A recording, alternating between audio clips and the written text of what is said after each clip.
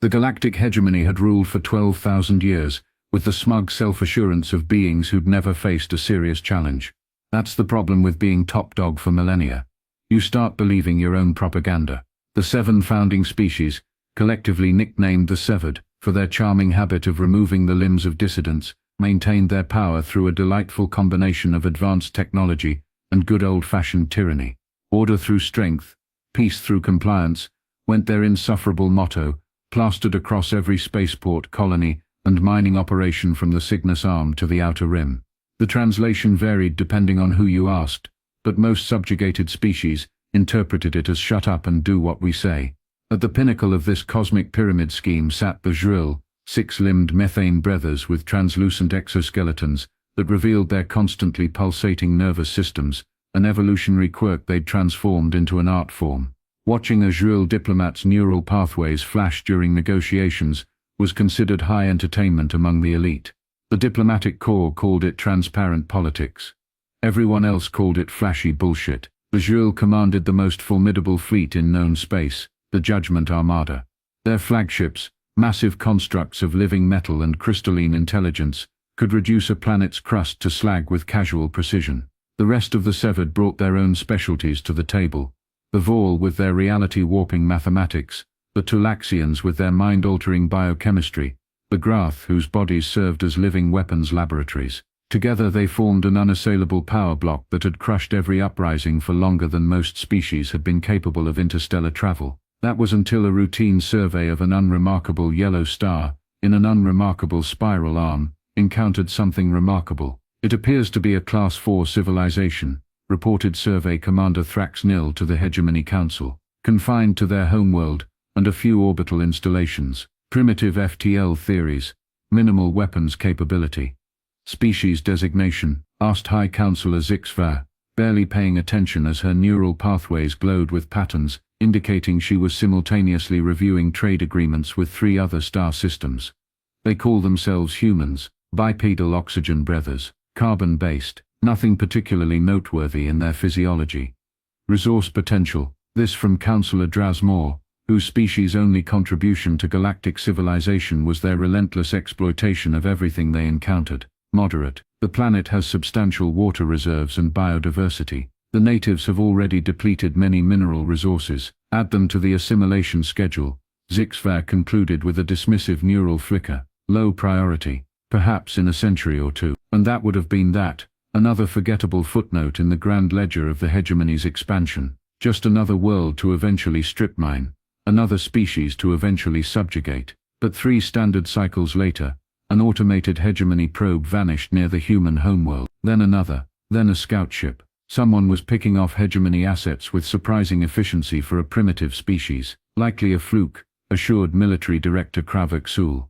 "Their technology cannot possibly pose a threat." When a Vol mathematician suggested the humans might be adapting hegemony technology for their own use, the council chamber erupted in laughter so intense that 2 councillors suffered respiratory distress. "Impossible," declared Zixvar once order was restored. "Our systems are genetically keyed to our species. These humans would have better luck teaching a stone to sing than operating our technology." The laughter redoubled when surveillance imagery showed the ungainly human vessels, cobbled together monstrosities that appeared to violate several laws of engineering. They looked like the fever dreams of intoxicated shipwrights, all asymmetrical angles and exposed components. The hegemony, in its infinite wisdom, decided these awkward upstarts weren't even worth a proper invasion fleet. They dispatched a single disciplinary force, 10 ships, minimal crew, none returned. The loss of an entire disciplinary fleet was the sort of inconvenience that forced even the most complacent bureaucracy to take notice. The Hegemony Council, for perhaps the first time in centuries, found itself genuinely perplexed. They dispatched their elite reconnaissance unit, the Shadows of Inquiry, to gather first-hand intelligence on these troublesome bipeds. Commander Nix Vex of the Shadows landed on Earth's moon, establishing a cloaked observation post, with a perfect view of the blue marble that had somehow swallowed 10 warships without a burp. What Nix Vex witnessed defied conventional tactical analysis. "These humans," Nix Vex reported, "fight like they've never read the manual." The council exchanged confused neural patterns. "Explain," demanded Zixve. "They don't adhere to any standard combat doctrine. When we expect them to retreat, they advance." When logic dictates consolidation, they scatter. Their command structure appears simultaneously rigid and non-existent. The shadow xenobiologists were equally mystified. Humans possessed no remarkable physical attributes, no natural armor, no redundant organs, no extraordinary sensory capability, average running speed, below average strength when compared to many spacefaring species, pitiful night vision, no venom, not even decent claws. They're basically soft bags of mostly water, sniffed senior xenobiologist Krell-Tun. Their bones fracture under minimal pressure, their skin tears if you look at it sternly. They require constant hydration and frequent periods of unconsciousness. Yet they destroyed our ships, someone pointed out. A statistical aberration, Krell-Tun insisted, or perhaps a trap set by a more advanced species using these humans as puppets. The Shadow's cultural anthropologists weren't much help either. Human society appeared to be a chaotic mess of contradictions. They simultaneously venerated peace while glorifying war, claimed to value truth while electing known liars, and spent more resources on entertainment than education. They seem fundamentally irrational, concluded cultural analyst Drasmore. For instance, they willingly consume substances they know will harm them. For pleasure. Perhaps they're all insane, suggested a Talaxian counselor, whose species prided itself on logical consistency. The council might have continued dismissing the human threat indefinitely, if not for what happened next. The Shadows of Inquiry, the hegemony's most elite covert unit, whose existence was supposedly unknown to all but the highest echelons of power, found their observation post surrounded by 3 ramshackle human vessels. "Greetings," came the transmission in perfect standard galactic. "We noticed you noticing us and thought we'd pop by to say hello." The impossible had happened. The humans had not only detected a cloaking technology 5 centuries beyond their development level, but had managed to sneak up on the sneakiest operatives in the galaxy. What followed was not the expected diplomatic exchange, but rather an impromptu tour of the human ships. "This is our engine room," explained a human engineer, gesturing toward what appeared to be a controlled explosion contained by hope and duct tape. "We reversed engineered it from the wreckage of your ships. We're still working out the kinks, but she gets us where we need to go, most of the time." The Shadows were horrified to discover humans had grafted hegemony technology onto their primitive frameworks with reckless abandon, creating hybrid systems that by all rights should have detonated immediately. Instead, these cobbled-together monstrosities somehow functioned, not despite their haphazard nature, but seemingly because of it. When the human commander casually mentioned they'd already established outposts on 7 worlds beyond their solar system, using salvaged hegemony drive systems, Nixvex's neural patterns displayed the closest thing to genuine fear ever recorded in a shrill. "They're not just adapting our technology," Nixvex reported back to an increasingly concerned council. "They're improving it. And they're spreading. Fast." The council, for the first time in recent memory, approved an emergency session without the usual 17 layers of procedural votes. Something had to be done about these humans. Immediately. The emergency session of the Hegemony Council produced what bureaucracies do best, a committee. The Special Action Group for Human Containment was hastily assembled, drawing representatives from all 7 founding species. Their mission was straightforward: stop these troublesome apes before they became more than a localized annoyance. "We'll establish a quarantine perimeter," declared Admiral Vex Crow, the shrill military strategist, whose ancestors had subdued the notoriously aggressive Taurians. 3 layers of defense, automated weapons platforms, and constant patrol. Nothing gets in or out of their solar system. The quarantine fleet arrived with the full pomp and circumstance of a hegemony military operation.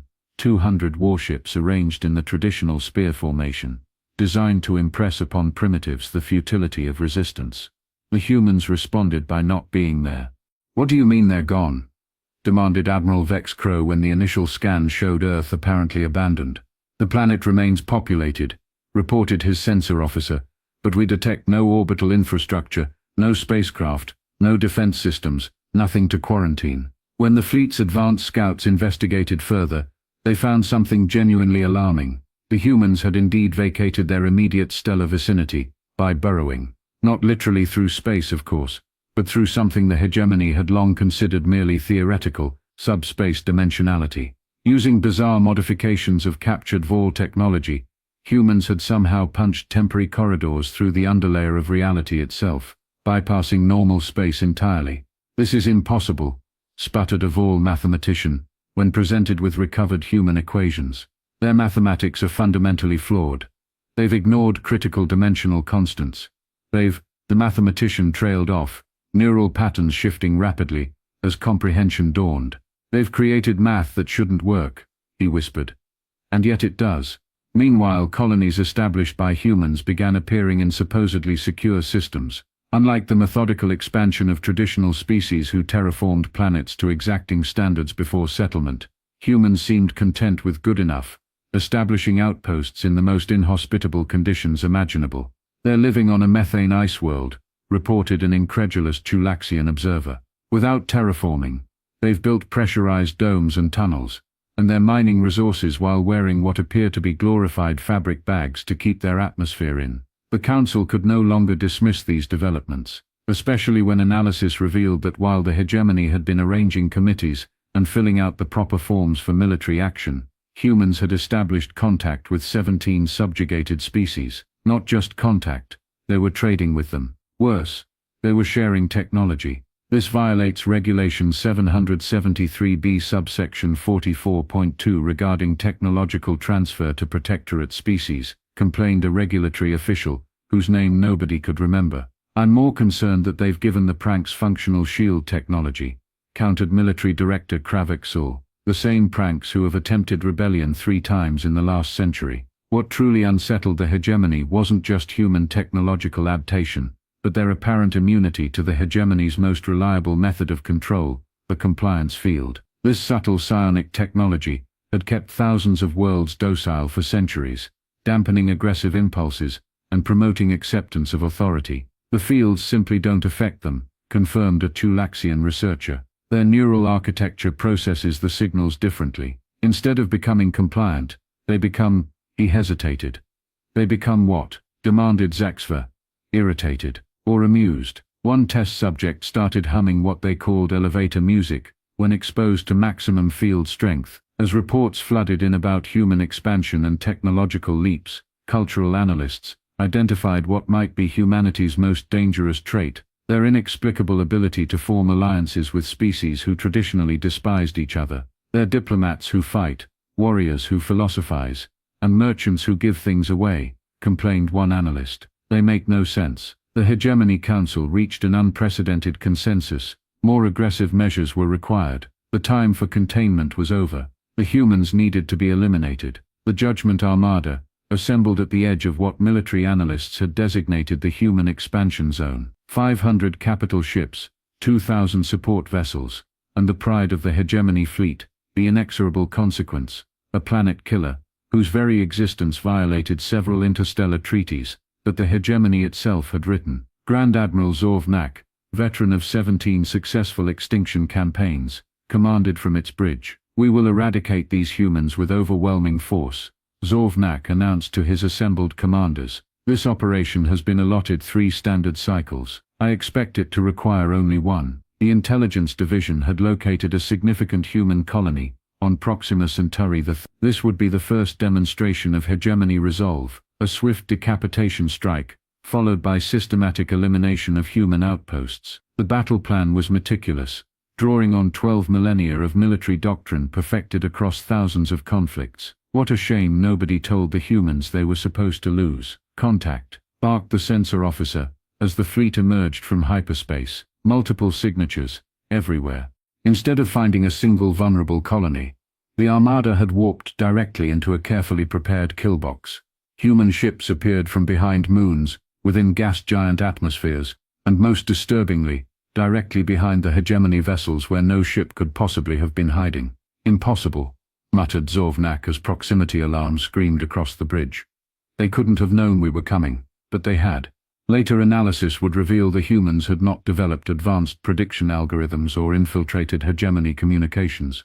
They'd simply prepared ambushes around every single one of their settlements, operating on the assumption that sooner or later, someone would attack. Perpetual paranoia had become their standard operating procedure. The human ships did not engage as expected. Instead of forming battle lines, they swarmed like insects, their movements seemingly random yet devastatingly coordinated. They ignored priority targets, bypassed defensive screens, and targeted systems that no rational military would consider critical. "They're shooting our sensor relays," reported a baffled tactical officer. "Not our weapons or engines, just the external sensors." This made no strategic sense until the second phase began. With the Armada's external perception compromised, the humans deployed what would later be designated reality scramblers, devices that projected false sensor readings, visual hallucinations, and contradictory spatial coordinates. Ships began firing on friendly vessels. Formation collapsed. Communications devolved into chaos, as commanders couldn't determine what was real and what was illusion. The psychological impact was devastating, especially for the Zhil, whose transparent neural systems became frantically discordant light shows of confusion and fear. When the inexorable consequence moved to unleash its planet-killing capabilities, humans deployed their masterstroke, a targeted quasi-dimensional field that human engineers had cheerfully nicknamed the Hiccup. The massive warship simply disappeared, reappearing 3 days later, in high orbit around the hegemony capital world. Its systems locked in a diagnostic loop, its crew babbling about the space between spaces. The route was total: 372 hegemony vessels destroyed, 819 captured. The remainder scattered across 17 sectors, many crews requesting asylum from the nearest non-hegemony worlds. A Vol science team, analyzing the battle's aftermath, identified why humans had succeeded where centuries of resistance had failed. Humanity's evolutionary path as prey animals. Most dominant species evolve as apex predators, explained chief theorist Zivzan. Their thought patterns follow predatory logic: direct, efficient, focused. Humans evolved as both predator and prey. They think like something that's being hunted even when they're hunting.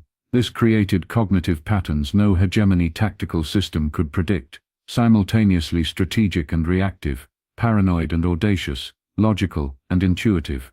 The humans fought like cornered animals while executing complex battle plans. They sacrificed short-term advantages for long-term gains that only made sense if you already believed you would survive. In a closed emergency session, a Tulaxian counselor spoke the unthinkable: "What if we cannot win this conflict?" For the first time since the hegemony's founding, the council chamber echoed with the unfamiliar sound of raised voices as the reality of their situation sank in. The defeat of the Judgment Armada wasn't merely a setback, it was an existential crisis. "We should sue for peace," suggested Councillor Draz Moore, whose species had always favored pragmatism over pride. "Absurd," countered Zixvar, neural pathways flashing patterns of indignation.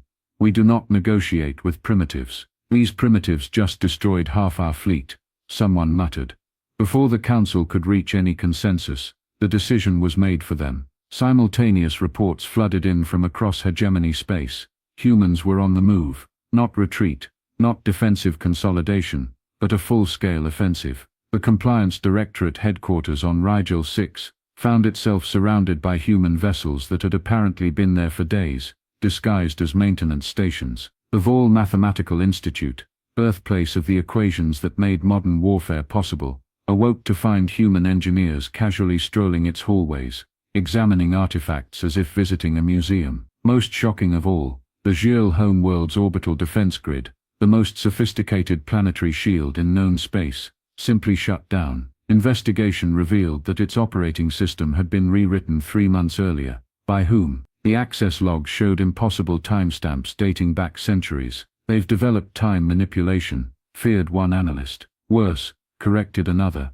"They've developed hackers with a sense of humor." As reports of human incursions multiplied, the severed alliance began to fracture. The Tulaxians, always the most pragmatic, quietly initiated back-channel communications with human representatives. The Grath, witnessing human combat capabilities firsthand, declared a policy of armed neutrality, a thin disguise for their quiet withdrawal from the conflict. In desperation, the remaining hegemony leadership convened an emergency diplomatic summit on neutral territory.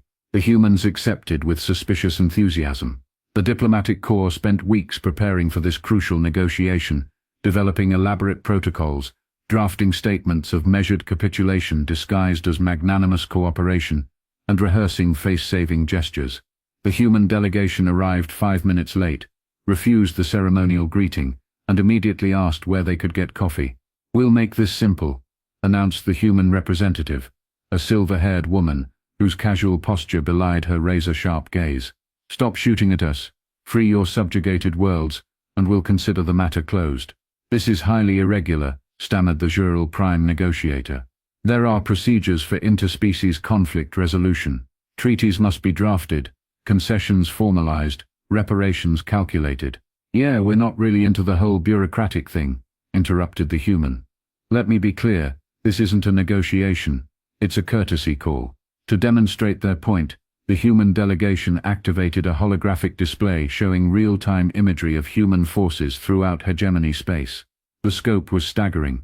They had established footholds in every major system. Their ships moved freely through supposedly secure sectors. Most alarmingly, they had somehow planted operatives within the hegemony's most protected installations. "We could have ended your civilization last Tuesday," explained the human representative with an unsettling smile. "We had a vote. It was close." The revelation of humanity's full capabilities left the hegemony diplomats in stunned silence. Humans hadn't just reverse-engineered captured technology, they'd reimagined it. Their neural interfaces made the Jural's transparent nervous systems look like crude signaling devices.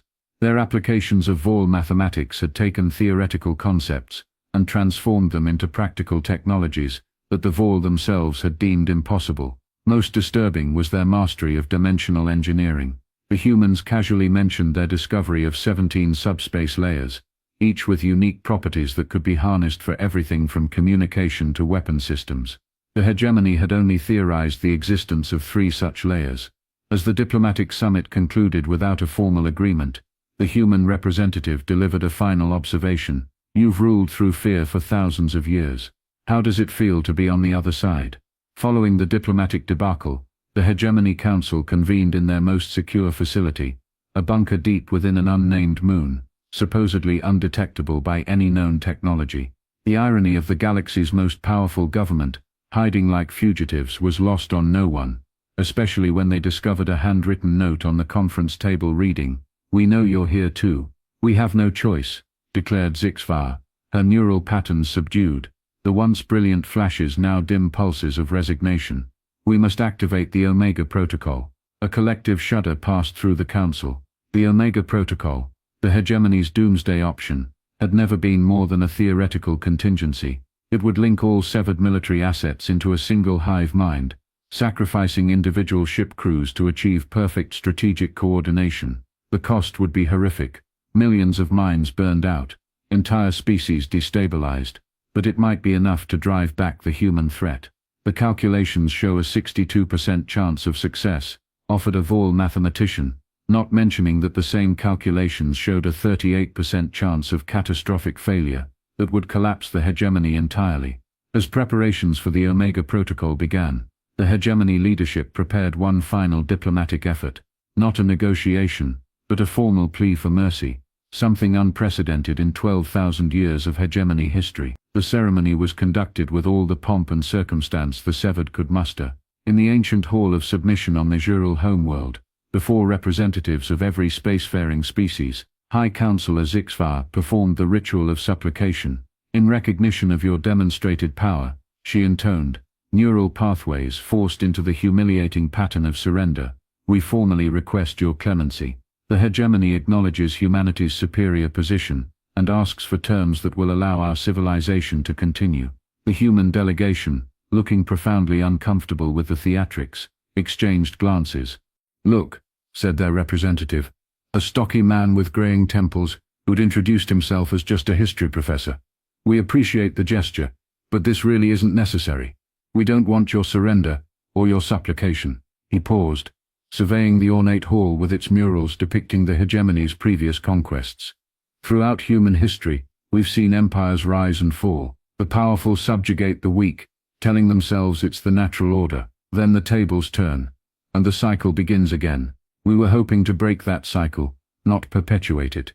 The assembled hegemony officials stared in confusion. This wasn't following any known diplomatic protocol. "Here's the deal," continued the professor. "Your empire falls today, that's non-negotiable. But what comes after doesn't have to be your extinction or subjugation. He gestured toward a group of representatives from formerly subjugated worlds who had joined the human delegation. These people have suffered under your rule for generations. They have every right to demand retribution. Instead, they're offering you a path forward, as equals, not rulers or slaves. As the professor spoke, real intelligence officers were receiving urgent communications. The Omega Protocol preparations had been discovered. Human forces were already neutralizing the components, not destroying them, just calmly dismantling the most dangerous weapon the galaxy had ever known. That was the moment the hegemony truly understood. They weren't losing a war. The war was already over, had been over, perhaps from the moment humans stepped onto the galactic stage. You had 12,000 years to learn how to share the galaxy, the professor concluded. You chose domination instead. We're choosing differently. The question is, are you capable of learning a new way to exist? A Tulaxian counselor, breaking all protocol, approached the human delegation directly. You knew, he said quietly, about the Omega Protocol, about this ceremony. You've known everything from the beginning. The professor smiled sadly. We've been where you are, convinced of our own superiority, terrified of losing control. The difference is, we learned our lesson before we reached the stars. Across the chamber, the realization dawned like a cold star. Their plea for mercy had come far too late. One standard galactic year, after what historians would later call the supplication, the former hegemony capital world hosted a very different kind of gathering. Representatives from 342 spacefaring species converged for the inaugural assembly of the Galactic Cooperative. The once opulent council chamber had been redesigned, the intimidating dais, where the severed had lorded over subordinate species, replaced with a circular arrangement where all delegates sat at equal height. The irony wasn't subtle, but then again, humans rarely were. "Welcome to the first open session," announced the human chairperson, whose name badge simply read Coordinator, rather than bearing an impressive string of titles and honorifics. "Let's try not to screw this up like the last bunch." The former ruling species attended as regular members, their military dismantled, their empires dissolved, their bureaucracies thoroughly infested with what humans called common sense reforms.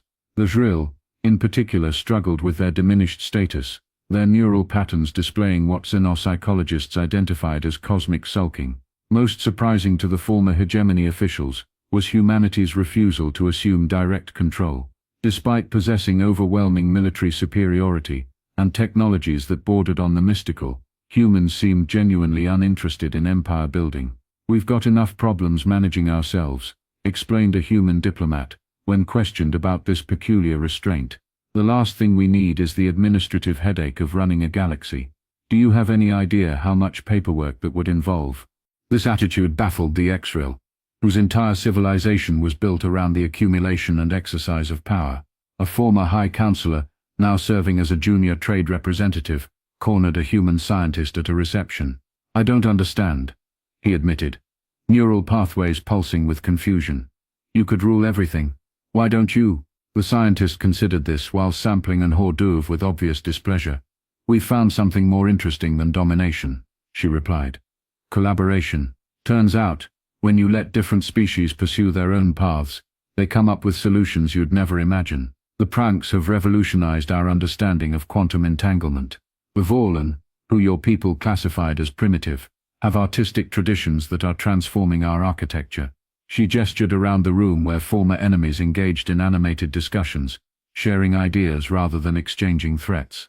"Besides," she added, "history has taught us that empires always fall, always. Better to build something more flexible from the start." As the gathering progressed, an unexpected visitor arrived, a representative from a previously unknown species from beyond the former hegemony borders. Their arrival caused a stir, particularly when they requested a private audience with the human delegation. "We've been watching your expansion with great interest," the visitor informed them. "Your victory over the hegemony was impressive." "Not our victory," corrected the human representative. "A collective rejection of their methods." The visitor's expression, insofar as their alien features could be read, suggested skepticism.